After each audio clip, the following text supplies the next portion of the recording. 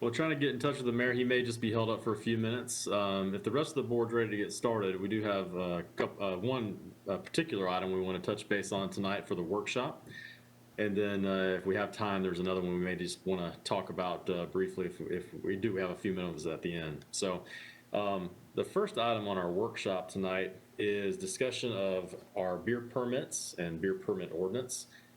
Specifically, we've been touching and working on amendments regarding brew pubs, microbreweries, taverns that we have in town. So it's a combination of ordinance amendments, not only that would have to go before the Planning Commission and our regular zoning ordinance, but also to the beer ordinance as well. Trevor Hobbs and Bart Hose have both been working on this quite a bit. And so I'm going to turn things over to Trevor, and he's got a presentation to discuss with you and get you updated on tonight. All right, thank you, David. So to kind of frame the conversation, I'm first going to kind of go through and provide an update on what the Planning Commission has kind of produced and what staff is planning to take to them to their next week's meeting for vote as far as the resolution. And then we'll move on and we'll discuss the beer ordinance and the related permits there. So by way of quick background, just to make sure we're on the same page, the town has received 2 text amendment applications, one from the Admiral Pub and another from Admiral's Corner. The Admiral Pub, an existing tavern, they've applied to increase the maximum square footage of a tavern from 3,500 square feet to 4,500 square feet. And the Admiral's Corner, currently under construction, they've applied to allow for an additional tavern and to increase the maximum square footage of a tavern to 6,500 square feet and to allow small-scale beer manufacturing and distribution in the context of a brew pub. So after receiving these applications, the Board of Mayor and Aldermen, they workshopped this in June, and then we took it to the Planning Commission for workshop in June and July. And then hey, based Dave, on I'm sorry to interrupt, but I can't hear what Trevor's saying. He's breaking up.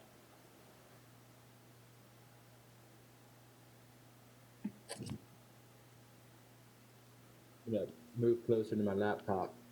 Scott, it might be on your end because I'm not having a problem hearing him.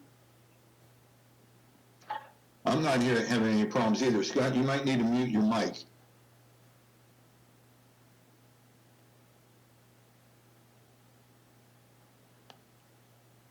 He's on his phone, so can you do that on your phone?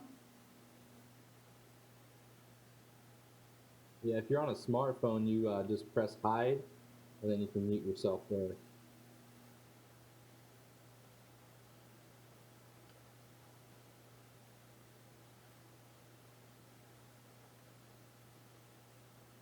All right, so I'm gonna continue. Let me know if you're still having trouble hearing me now.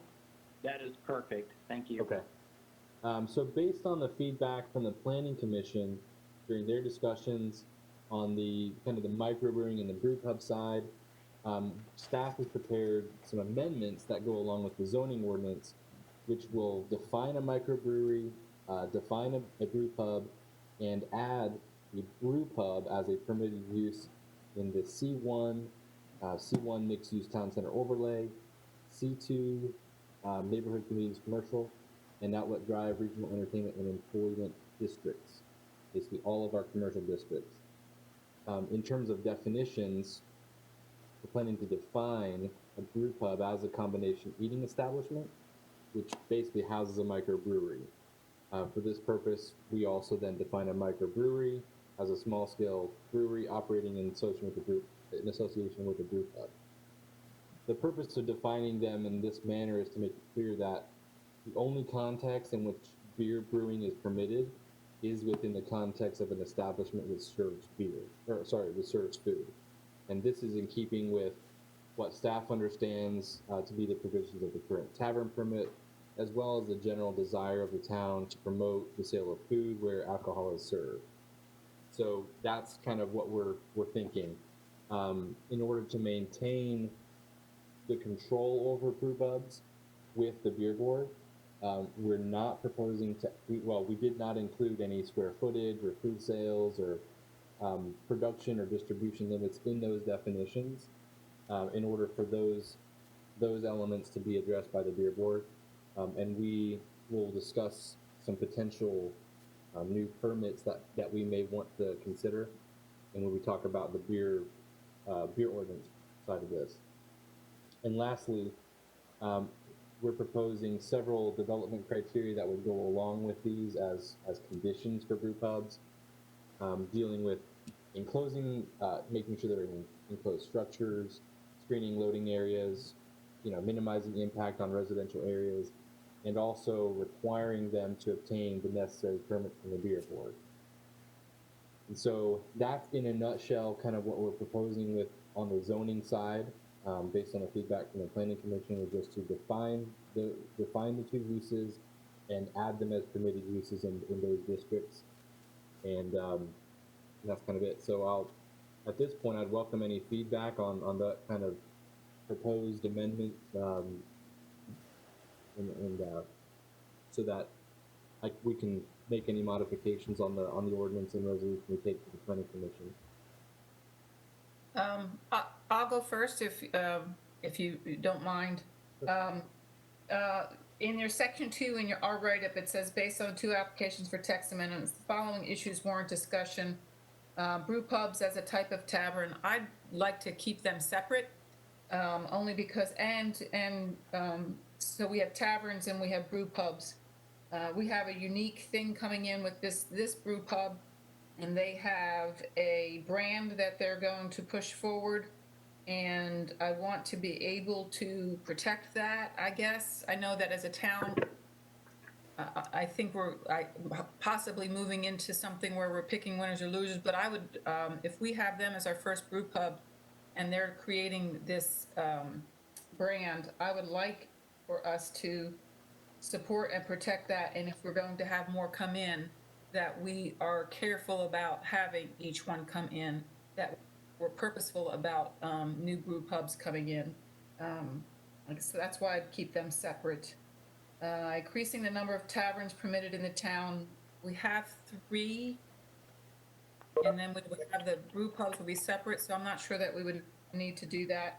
If I know that I don't want to interrupt you, but I was planning on moving to that second piece after I get back, really just on the zoning side of it. Okay, sorry, I got ahead of you. Well, and I'm fine sure with everyone's basically okay with that structure as far as the zoning element goes. Okay, and then let me go back to the microbrewery and brew pub. I know that we're defining microbrewery, but it looks like the only difference between a microbrewery and a brew pub is that the brew pub does all the things a microbrewery does, but it also serves food. Am I correct on that? Basically, I guess think of it this way. The brew pub is the larger establishment that houses a microbrewery as part of its business, as part of its business model.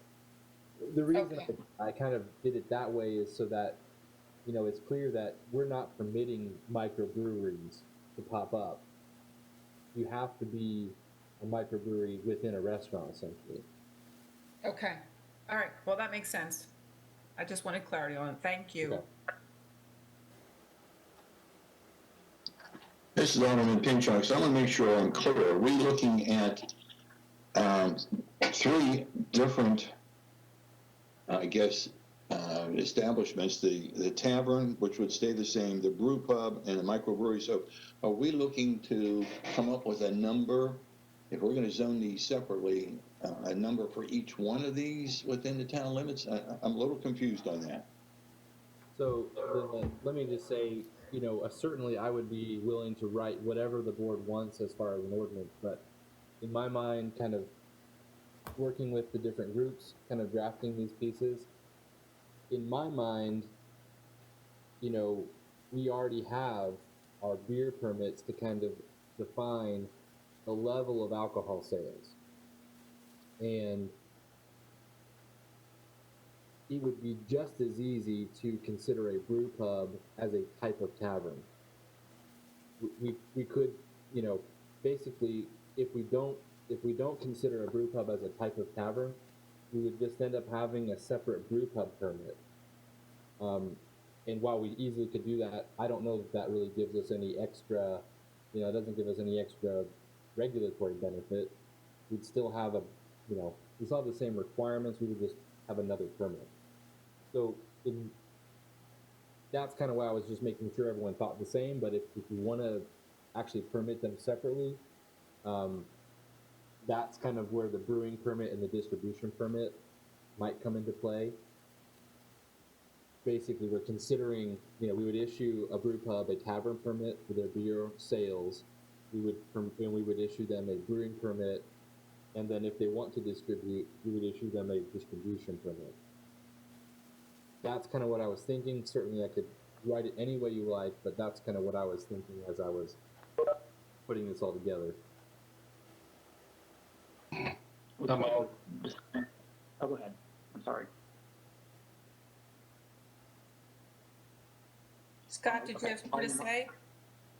Yeah, and Trevor, I was kind of going along the same lines that you were going along.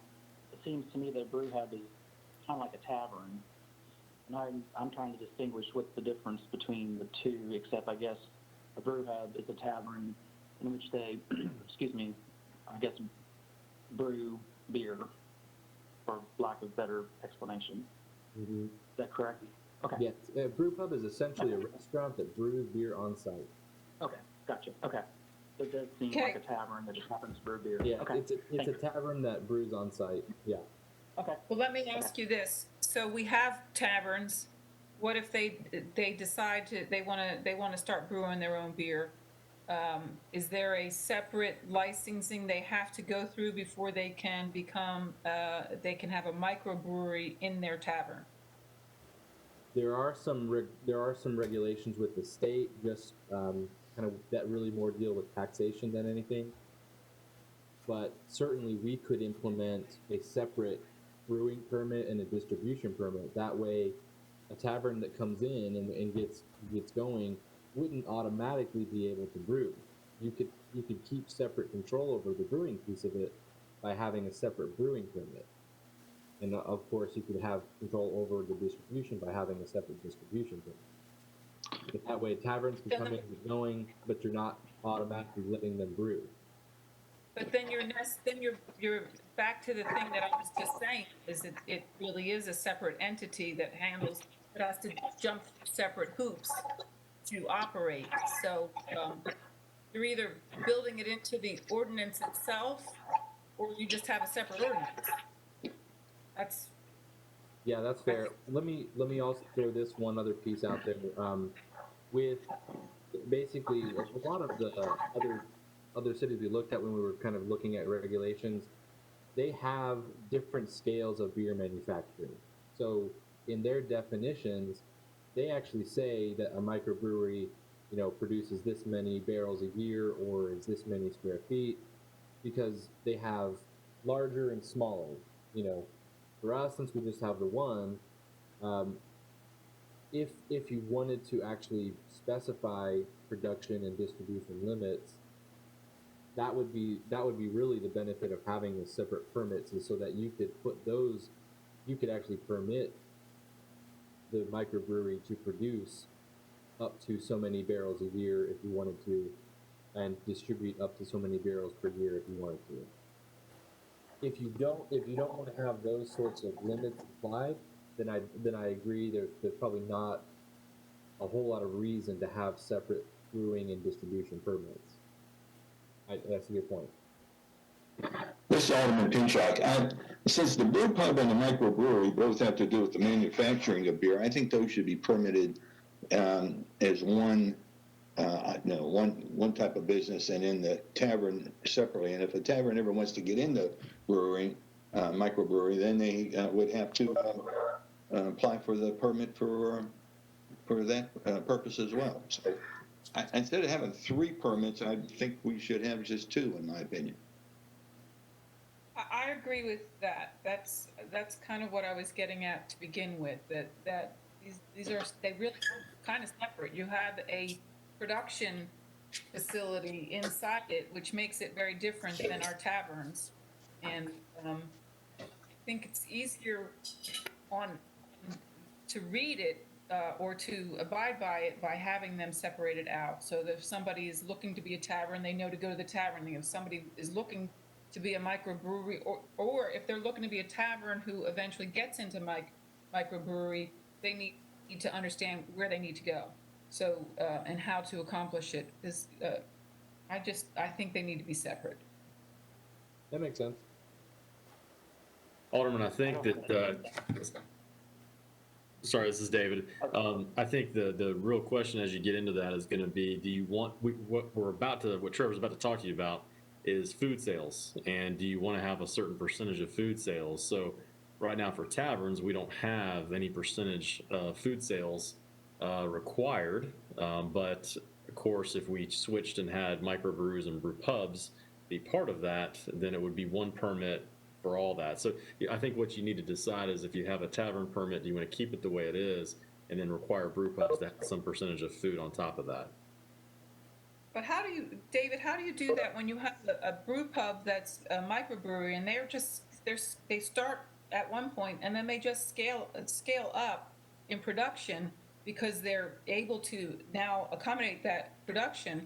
Obviously, those sales have to be separate from what's actually being sold in the brew pub. Is that something in the accounting that is done very easily, or does it get a little hairy for them? I'm gonna let Trevor answer that question because he's been doing a lot of research on that. Alderman Hum, I'm not sure I understand your question in terms of, I understand maybe limiting their production, but what is your question about? No, I think I've asked this before, and I guess I'm just looking for confirmation. They have, and maybe the owner is the one that, I'm sorry, who was applying for this? I can't remember his name. Maybe he could answer that question. You have your production of your brew that you're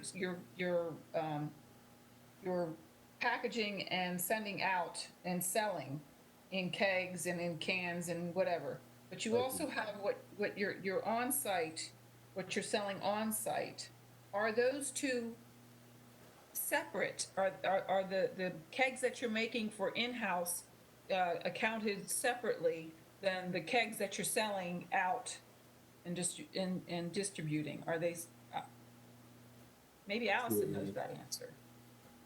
Yes, so the state does handle all the taxing on production and on the distribution.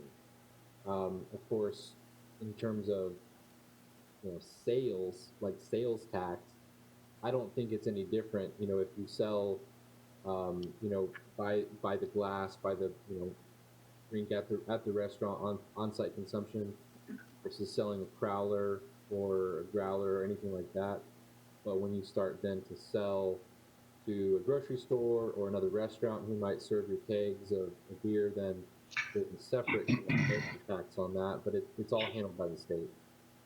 Well, and that's my issue, is when they're selling growlers, those are off-premise consumption, but it may go into the sales of their in-house sales, and then you're trying to put a percentage on food, and a lot of the beer that they're selling isn't necessarily stuff that's being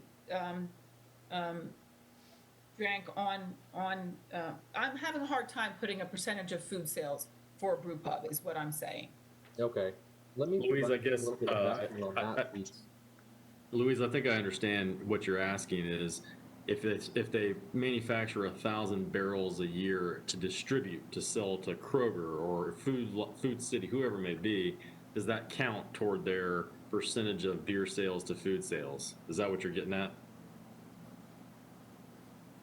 Yes. Well, let's. I think we need to get some clarification around that for you, so we can work on that and clarify that shortly. Because we shouldn't be tying food sales if that's really going to be hard for them, and you want them to be successful, even with their growlers that people come in, fill, and then leave and drink off premises. If that's counted towards their sales, it's still going to drive the difficulty for putting a percentage of food sales. When the goal is that they're not just serving pretzels and peanuts, our goal is for them to be having a dining experience at the brew pub. So I don't know how you accomplish that, but This is Alderman Pinchuk. I got a question. Is there some way for these businesses to keep the on-premise sales consumption separate from what they ship out? Anybody got an answer to that, Trevor? Along the same lines of that question that Alvin asked.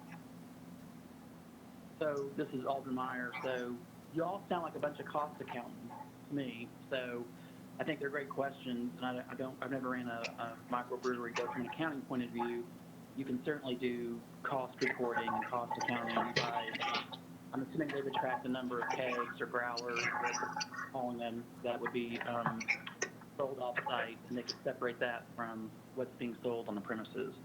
I would think that would be a pretty easy thing to do from an accounting perspective, but I'm not an accounting microbrewery expert, but from cost accounting principles, it should be pretty easy, in my opinion. But Mayor Williams, I agree with Scott.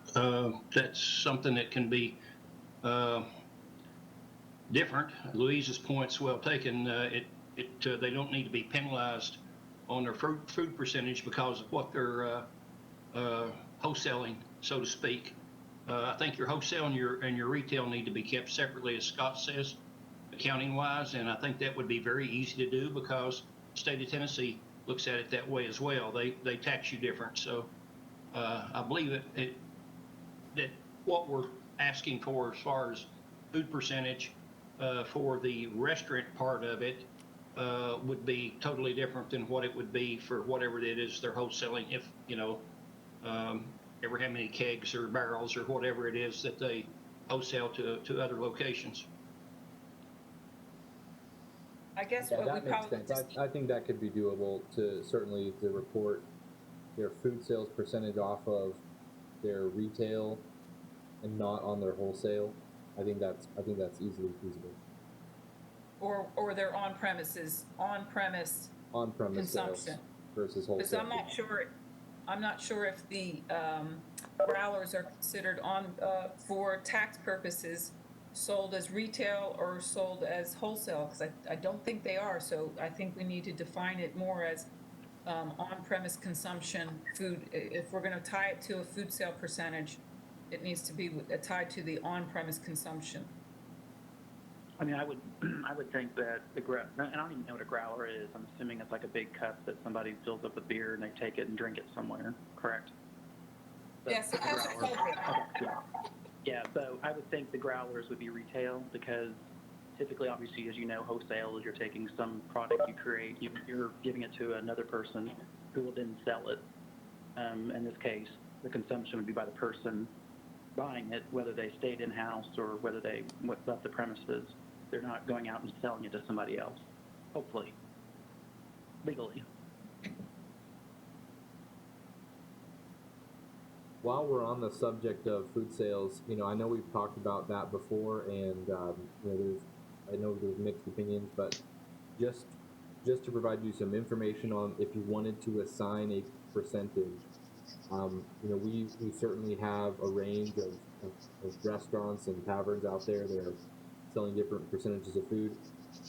Based on the feedback from one of our tavern owners at the last workshop, they voiced some concerns that a percentage higher than 20% would kind of pose some compliance issues for them. So if you were going to choose a percentage, I would, for that reason, recommend 20% or lower.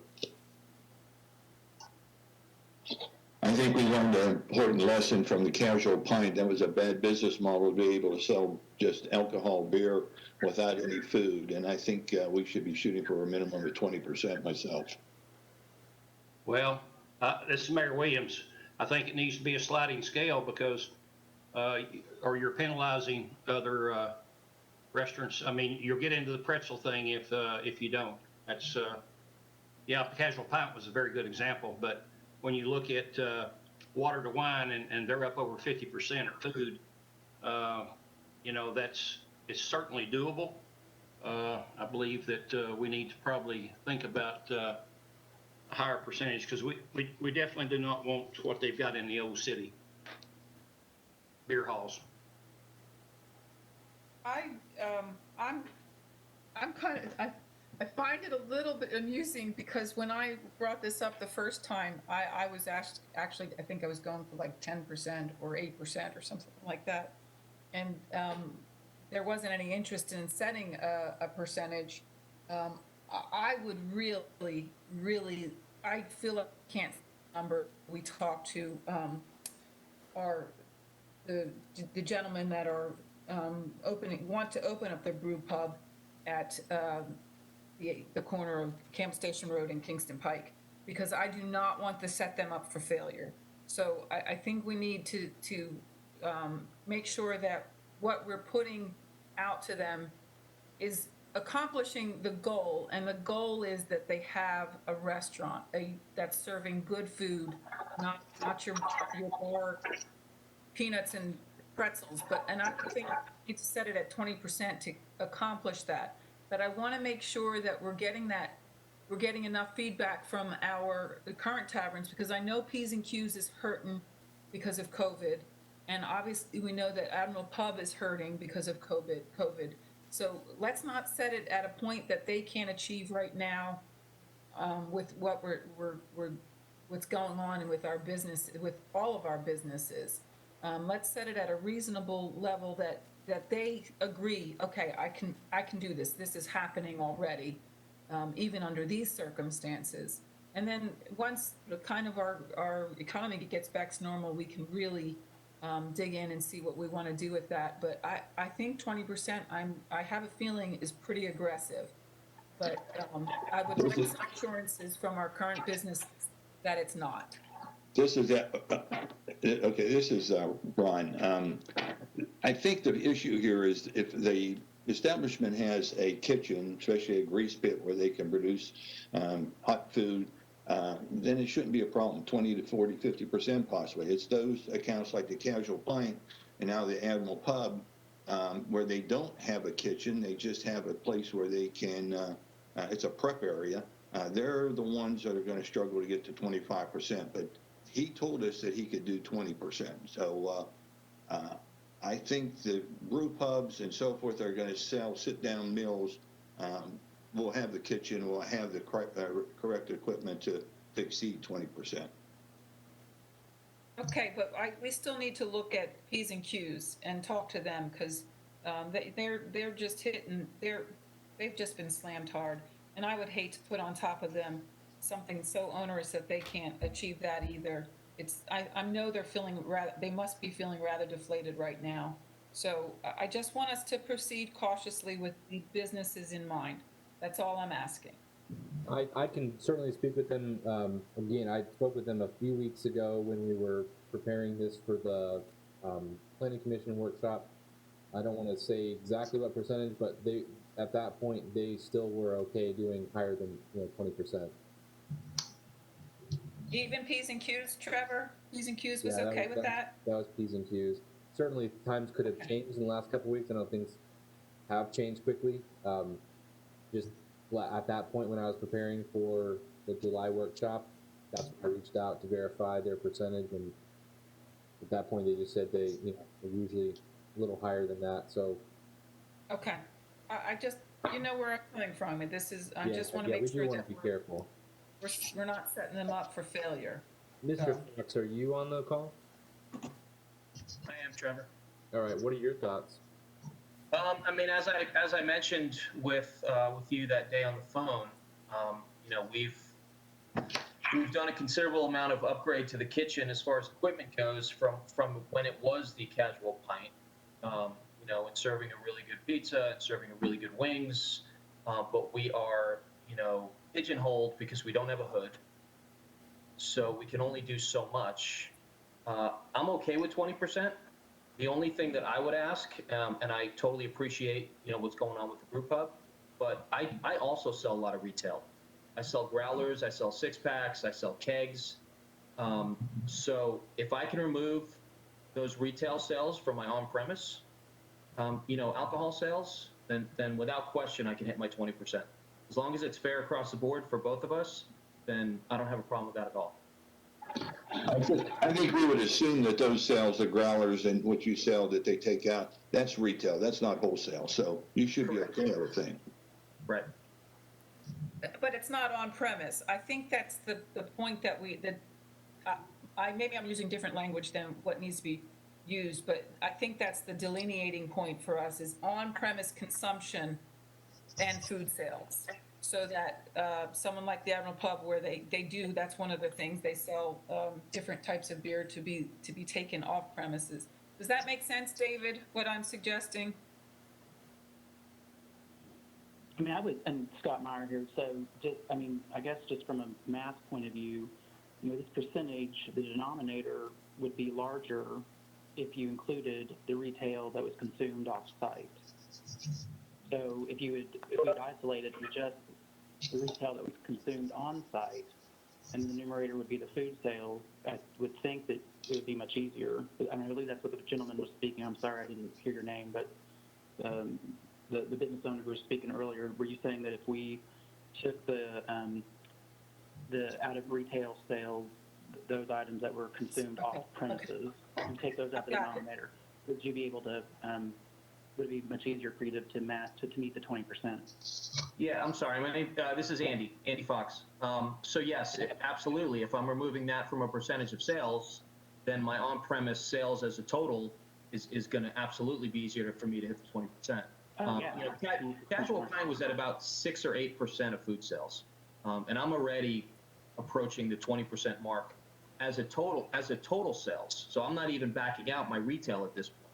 If I back out my 15% of sales in retail, and then account for the food, you know, I'm probably, you know, well above the 20% mark.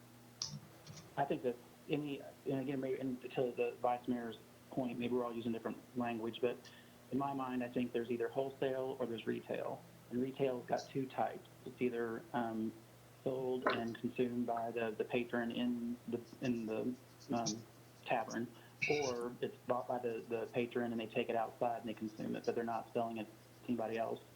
And I would encourage that the percent that's retail that is consumed somewhere else should be taken out of this factor completely. Should not be included in this percentage. That's what I'm saying. That's what I'm saying, Scott. Yes, I agree with you 100%. Yes. Yep. Mayor Williams, I think we can all agree on that.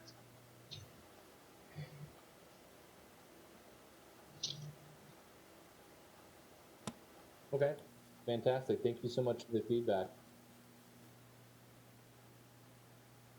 So are there ordinances right now that we need to go back and revisit because the fraction or the percentage calculation includes retail consumed outside of the premises or off-site consumption, or what do you want to call it? Scott, we've never had a food percentage tied to it. We just required, the last time we updated the tavern, required them to have food sales, and we didn't tie a percentage to it. So. Okay, I got you. Okay.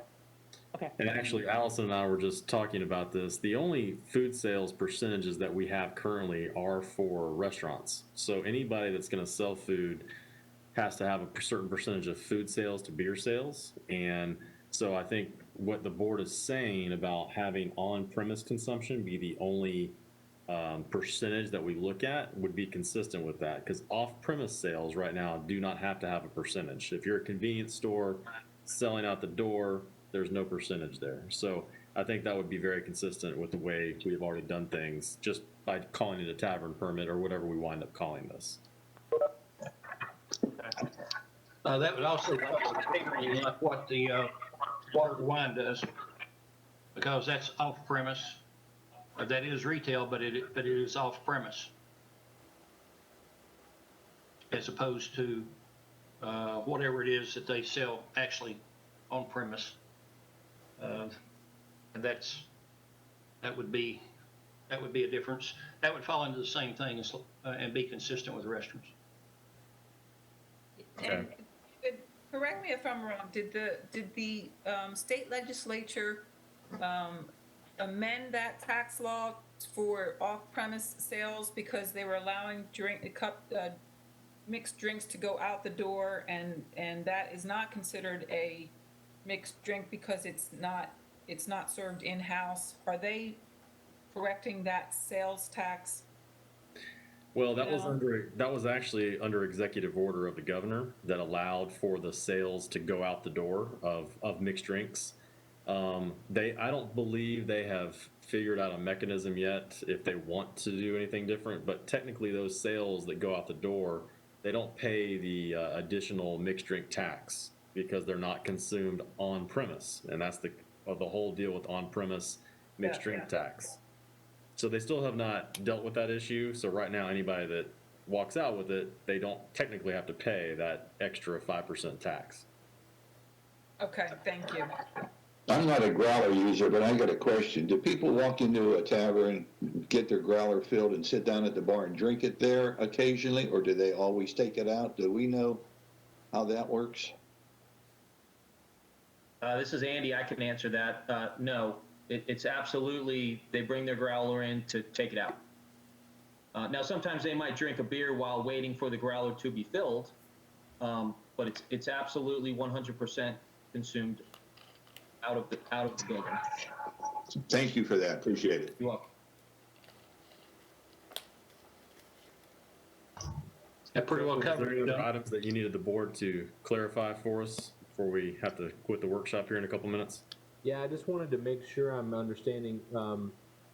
If we're going to keep the tavern permit as is, and then also create a brew pub permit, essentially, does the board want to stipulate a production limit or distribution limit in that permit? Staff is prepared to recommend numbers, but I just want to see if you do want to do that or not. Yeah, could we, when we create that permit for the brew pubs and microbrewery, can we put a number there so that we could then qualify it as a brew pub or a microbrewery? You know, I don't know what that number of barrels or whatever would be, but or kegs, but could we simply put a number and then say, well, okay, because it's below this number, it's a brew pub, and if it's above this number, it's a microbrewery? We certainly could do that. In cities where there are different levels of production, I think it makes sense. You know, you want to differentiate your small scale from your light industrial to your industrial. I don't know if that makes sense here. Most breweries in the country of all scales produce less than 1,000. About 75% produce less than 1,000. 95% produce less than 15,000 barrels a year. And so, you know, I can I break in just quickly because I know Andy came to because he is interested in square footage, and we still have not touched increasing the square footage on the tavern. So we kind of need to move on that for his sake, and we're running out of time in this workshop to do that. So I'm not sure if this Trevor is ready to put into ordinance form so that we can talk about that and build around that. But we kind of need to help him out because he's been asking this, and we've been talking about this for a few months now. So I don't know what our path forward. Well, I have an ordinance pretty much drafted on both pieces of this, both the beer ordinance and both the zoning piece, to pretty much take to both bodies for actual votes. I guess the question is, are you comfortable increasing the maximum square foot of a tavern to 4,500 square feet? And are you comfortable with a brew pub being up to 6,500 square feet? This Alderman Pinchuk, I'm fine with both of those. Mayor Williams. Alderman Meyer. Go ahead. I'm sorry. Go ahead, Mayor. Mayor Williams, fine with it as well. Alderman Meyer, I'm fine. Then I'm fine too. Alderman Burnett's fine as well. Yep. Okay, Looks like we're done. fantastic. Thank you very much.